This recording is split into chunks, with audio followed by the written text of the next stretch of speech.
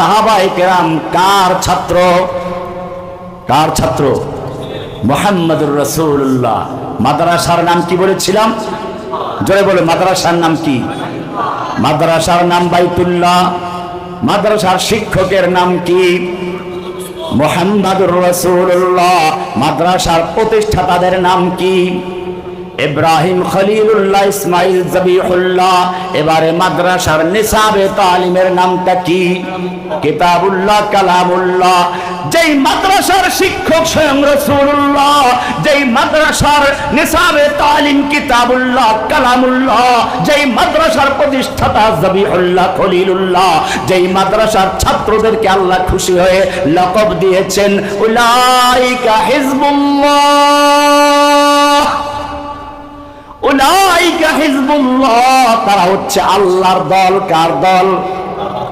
এইরকম ছাত্রদের পরীক্ষা নেওয়ার মতো দুনিয়ার কোনো শিক্ষক নেই, দুনিয়ার কোনো পরিদর্শক নেই। এই জন্য আল্লাহ নিজেই বলেছেন উলাইকাল্লাযীনা ইমতাহানাল্লাহ। পরীক্ষা নিয়েছেন কে? পরীক্ষা নিলেন কোথায়? এসি রুমে বসিয়ে না। উলাইকাল্লাযীনা ইমতাহানাল্লাহ। পরীক্ষা হচ্ছে বদরের ময়দানে, পরীক্ষা হচ্ছে উহুদের ময়দানে, পরীক্ষা হচ্ছে হুনাইনের ময়দানে, পরীক্ষা হচ্ছে হুদাইবিয়ার ময়দানে। কি শর্তগুলো মেনে নেওয়া হচ্ছে? পরীক্ষা হচ্ছে একজন মুমিনকে বন্দী করা হয়েছে কিংবা হত্যা করা হয়েছে, এই খবর চলে আসলো, সঙ্গে সঙ্গে স্বয়ং রাসূল বের হয়ে আসলেন আর ঘোষণা করলেন ইবাদাল্লাহ ও আসহাবাস শাজারা, গাছের নিচে বসে আরাম করার সময় নেই, চলে আসো। আমি হাত বিছিয়ে দিলাম। হাত বিছিয়ে দিলেন 1400 সাহাবায়ে কেরাম, হাত বিছিয়ে দিলেন। কিসের জন্য? ভালো করে ইতিহাস পড়ো। একজন মুমিনকে মক্কায় গ্রেফতার করা হয়েছে, একজন মুমিনকে হত্যার খবর ছড়িয়ে পড়েছে, গুজব ছড়িয়ে পড়েছে।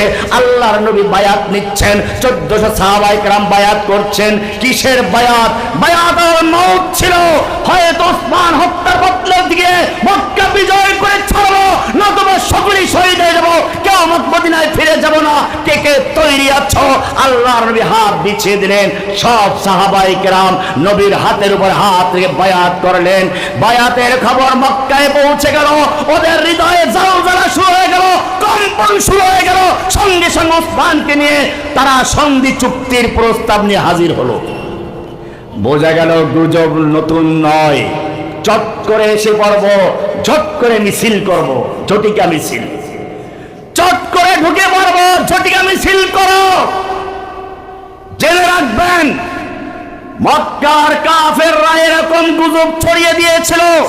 আল্লাহর নবীর এক বায়াতের খবরে মক্কার কাফেরদের অন্তরে জ্বালা শুরু হয়ে গেছে, ভূমিকম্প শুরু হয়ে গেল। ভয়ে তারা ওসমানকে নিয়ে সন্ধি চুক্তি করতে বাধ্য হয়েছিল। এখনো বিতাড়িত শয়তান, বিতাড়িত লেডি ফ্রাউন মাঝে মধ্যে স্বপ্ন দেখে, মাঝে মধ্যে দেশে বিভিন্ন গুজব ছড়ায়। জেনে রাখবেন এদেশে যদি মুসলিমরা একজন ইমামের অধীনে ওয়াতাসিমু বিহাবলিল্লাহি জামিআন, আল্লাহর রজ্জুতে ঐক্যবদ্ধভাবে ধরো, এদেশের তাওহীদি জনতা এক ইমামের নেতৃত্বে ঐক্যবদ্ধ থাকতে পারে। যেভাবে মক্কার কাফেররা বায়াতের খবর শুনে ভয়ে প্রকম্পিত হয়েছিল, ঠিক তেমনি ভাবে বর্তমান যুগের কাফের মুশরিকরা, বর্তমান যুগের আবু জাহেলরা মুসলিমদের বায়াতের খবর শুনে ভয়ে থরথর করে কাঁপবে ইনশাআল্লাহ। আল্লাহর নবী বায়াত নিলেন। এই বায়াতের খবর মক্কায় পৌঁছে গেল। শুধু মক্কায় নয়, সাত আসমান ভেদ করে, লৌহ কলম ছেদ করে আল্লাহর আরশ পর্যন্ত পৌঁছে গেছে। আরশ থেকে সঙ্গে সঙ্গে নাজিল হয়ে গেল ইন্নাল্লাযীনা লাকাদ রাদিয়াল্লাহু আনিল মুমিনিনা ইয ইউবায়ুনাকা তাহতাশ শাজারা। নিশ্চয় আল্লাহ মুমিনদের প্রতি সন্তুষ্ট হয়ে গেছেন, মুমিনদের প্রতি রাজি হয়ে গেছেন যখন তারা আপনার হাতের উপর হাত রেখে গাছের নিচে বসে বায়াত করছিল। এ শুধু এ পর্যন্তই নয়, রাজি আর খুশি হওয়া পর্যন্ত ক্ষান্ত নয়। এরপরে আরো সামনে গিয়ে বলছেন ইন্নাল্লাযীনা ইউবায়ুনাকা, নিশ্চয় জেনে রাখবেন যারা ওই গাছের নিচে বসে আপনার হাতের উপর হাত রেখে বায়াত করছিল, ইন্নামা ইউবায়ুনাল্লাহ, তারা আপনার হাতে হাত রেখে নয় বরং স্বয়ং আল্লাহর হাতে হাত রেখে বায়াত করেছে। ইয়াদুল্লাহি হাত ছিল। আল্লাহর হাত কেমন সেই বিষয়ে আবার প্রশ্ন করতে যাবেন না। বায়াত হয়ে গেল, আজকে হাজারো বায়াত, হাজারো ওসমান বাংলাদেশের কারাগারে নির্যাতিত নিপীড়িত অবস্থায় রয়েছে। এই যে আমার পাশে আছেন মাওলানা ফরিদ সাহেবের ভাই, মাওলানা ফরিদ, শেখ ফরিদ ভাই জেলে আছেন। কত আলেম জেলে এখনো নির্যাতিত নিপীড়িত অবস্থায় রয়েছে। ফিলিস্তিনের বাচ্চা বাচ্চা পর্যন্ত কারাগারে নির্যাতিত রয়েছে। কোথায় সেই বায়াহুল হুদাইবিয়ার সন্ধির লোকেরা? কোথায় সেই সাহাবীদের আদর্শের অনুসারীরা? তোমাদের তো কোনো বায়াত হচ্ছে না। একটা বায়াত হলে দুনিয়ার কাফের ভীত সন্ত্রস্ত হয়ে যেত।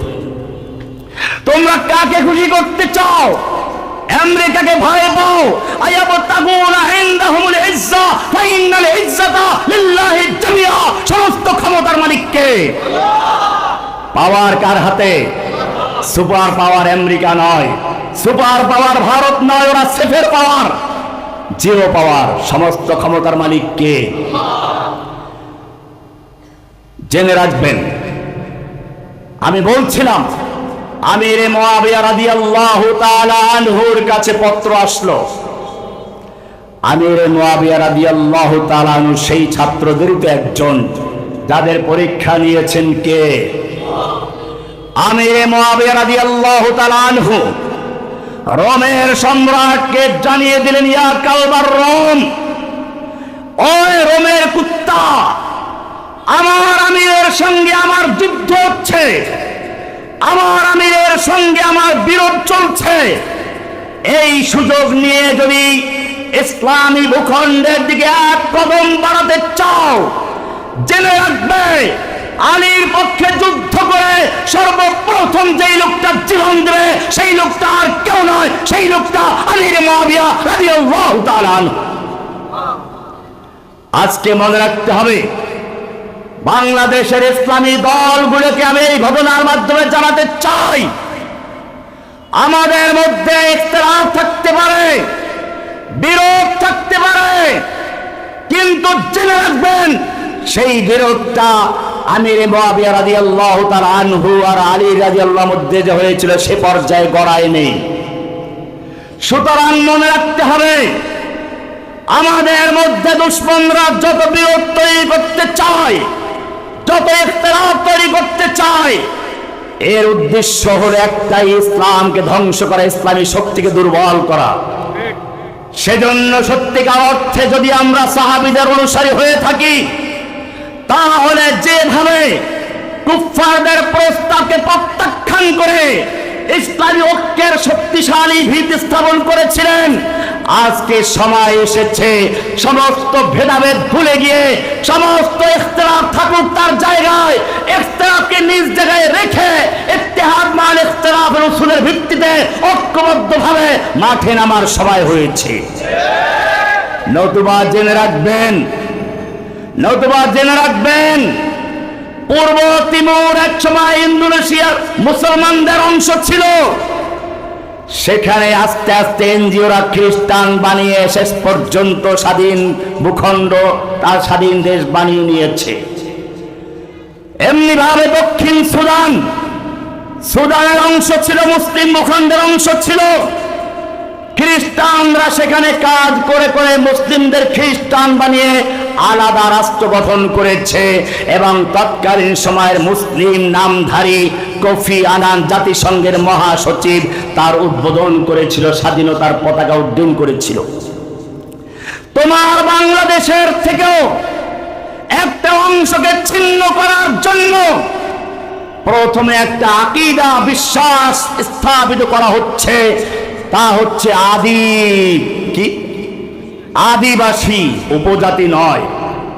আমাদের মনে রাখতে হবে, বিভিন্ন দেশের থেকে নির্যাতিত নিপীড়িত হয়ে মুসলিম দেশগুলোতে কিছু উপজাতি অংশগ্রহণ অবস্থান নিয়েছে, আশ্রয় নিয়েছিল।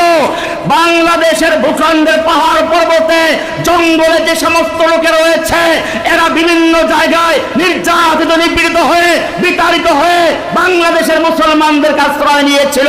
এজন্য তাদেরকে বলা হতো উপজাতি।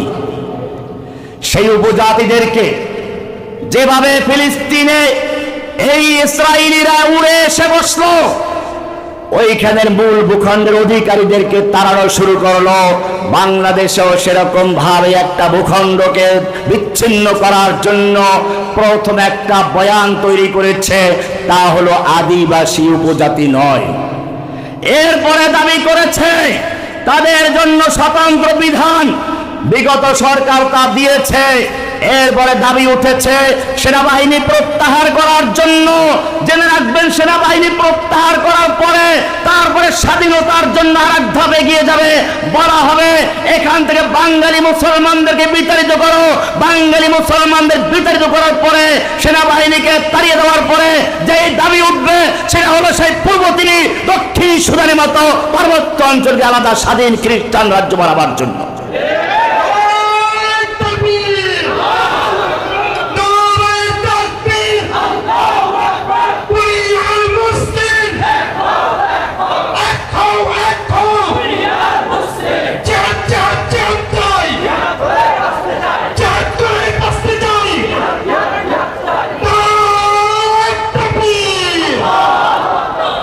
ইব্রাহিম আলাইহিস সালাম নমরুদের দরবারে তাওহীদের দাওয়াত পেশ করলেন। এবারে তাদের কাছে আর কোনো জবাব নেই। ইব্রাহিম আলাইহিস সালাম আরো স্পষ্ট করার জন্য তিনি মূর্তিখানায় ঢুকলেন, গিয়ে দেখলেন মূর্তির সামনে অনেক দামি দামি খাবার আছে। অবশ্য আপনাদেরকে বলবো না, এই অংশ আপনি পালন করবেন, এটার জবাব আমি একটু পরে দিচ্ছি ইনশাআল্লাহ। মূর্তিখানায় ঢুকে দেখলেন অনেক দামি খাবার আছে। কোরআন বলছে, গিয়ে বললেন আলা তাকুলুন, এই মূর্তি খাচ্ছ না কেন? খাও, খা, খাবি না খা, কথা বলে না। আবার আলা তানতে কোন না